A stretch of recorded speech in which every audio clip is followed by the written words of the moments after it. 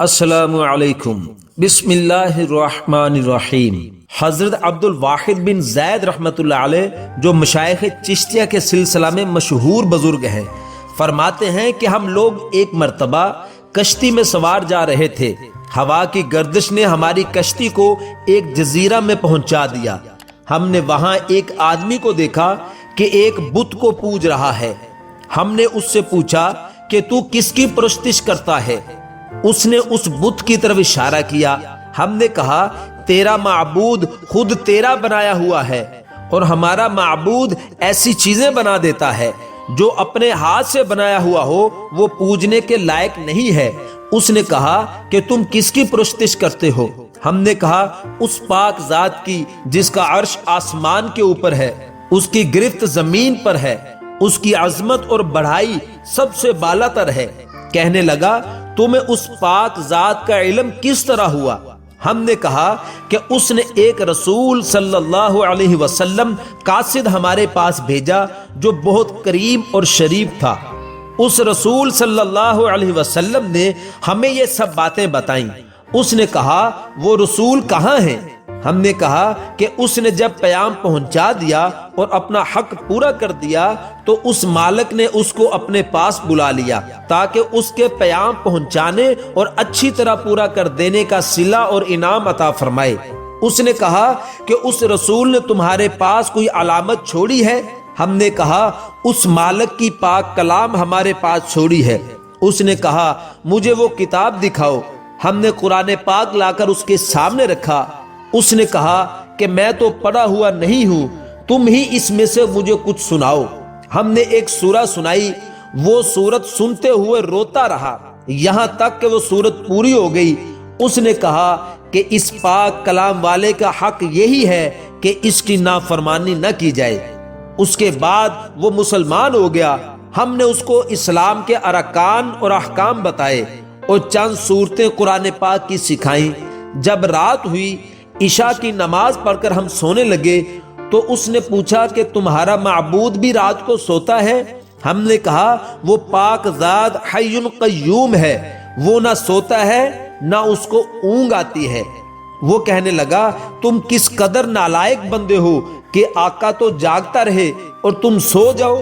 ہمیں اس کی بات سے بڑی حیرانی ہوئی۔ جب ہم اس جزیرہ سے واپس ہونے لگے تو وہ کہنے لگا کہ مجھے بھی اپنے ساتھ ہی لے چلو تاکہ میں دین کی باتیں سیکھوں۔ ہم نے اس کو اپنے ساتھ لے لیا۔ جب ہم شہر عبادان میں پہنچے تو میں نے اپنے ساتھیوں سے کہا کہ یہ شخص نو مسلم ہے، اس کے لیے کچھ معاش کا فکر بھی چاہیے۔ ہم نے کچھ درہم چندہ کیا اور اس کو دینے لگے۔ اس نے پوچھا یہ کیا ہے؟ ہم نے کہا کچھ درہم ہے، ان کو تم اپنے خرچ میں لے آنا۔ کہنے لگا لا الہ الا اللہ، تم لوگوں نے مجھے ایسا راستہ دکھایا جس پر خود بھی نہیں چلتے۔ میں ایک جزیرہ میں تھا، ایک بت کی پرستش کرتا تھا، خدائے پاک کی پرستش بھی نہ کرتا تھا۔ اس نے اس حالت میں بھی مجھے ضائع اور ہلاک نہیں کیا، حالانکہ میں اس کو جانتا بھی نہ تھا۔ پس وہ اس وقت مجھے کیوں کر ضائع کر دے گا جبکہ میں اس کو پہچانتا بھی ہوں، اس کی عبادت بھی کرتا ہوں۔ 3 دن کے بعد ہمیں معلوم ہوا کہ اس شخص کا آخری وقت ہے، موت قریب ہے۔ ہم اس کے پاس گئے، اس سے پوچھا کہ تیری کوئی حاجت ہو تو بتا۔ کہنے لگا میری تمام حاجتیں اس پاک ذات نے پوری کر دی جس نے تم لوگوں کو جزیرہ میں میری ہدایت کے لیے بھیجا تھا۔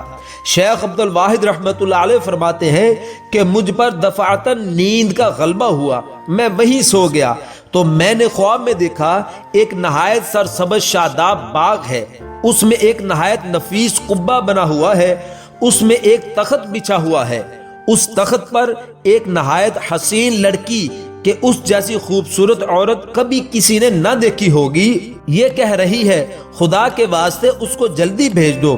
اس کے اشتیاق میں میری بے قراری حد سے بڑھ گئی۔ میری جو آنکھ کھلی تو اس نو مسلم کی روح پرواز کر چکی تھی۔ ہم نے اس کی تجہیز و تکفین کی اور دفن کر دیا۔ جب رات ہوئی تو میں نے وہی باغ اور قبہ اور تخت پر وہ لڑکی اس کے پاس دیکھی اور وہ یہ آیت شریفہ پڑھ رہا تھا والملائکۃ یدخلون علیہم من کل باب، جس کا ترجمہ یہ ہے اور فرشتے ان کے پاس ہر دروازہ سے آتے ہوں گے اور ان کو سلام کرتے ہوں گے جو ہر قسم کی آفت سے سلامتی کا مزدہ ہے، اور یہ اس وجہ سے کہ تم نے صبر کیا تھا اور دین پر مضبوط جمے رہے، پس اس جہان میں تمہارا انجام بہت بہتر ہے۔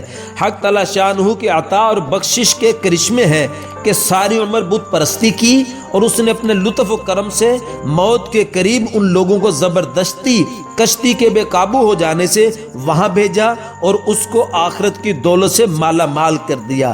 میرے دوستو، اللہ پاک ہمارا بھی خاتمہ ایمان پر اور خیر پر فرمائے۔ میرے دوستو، ہماری اس ویڈیو کو زیادہ سے زیادہ شیئر کر دیں اور مزید ایسی ویڈیوز کے لیے ہمارے چینل کو سبسکرائب کر دیں اور بیل نوٹیفیکیشن پر کلک کر دیں تاکہ ہر نئی آنے والی ویڈیو کا نوٹیفیکیشن میرے دوستو بر وقت آپ کو مل سکے۔ اپنا بہت سا خیال رکھیے گا، دعا میں یاد رکھیے گا۔ ملتے ہیں انشاءاللہ اگلے ویڈیو میں۔ السلام علیکم ورحمۃ اللہ وبرکاتہ۔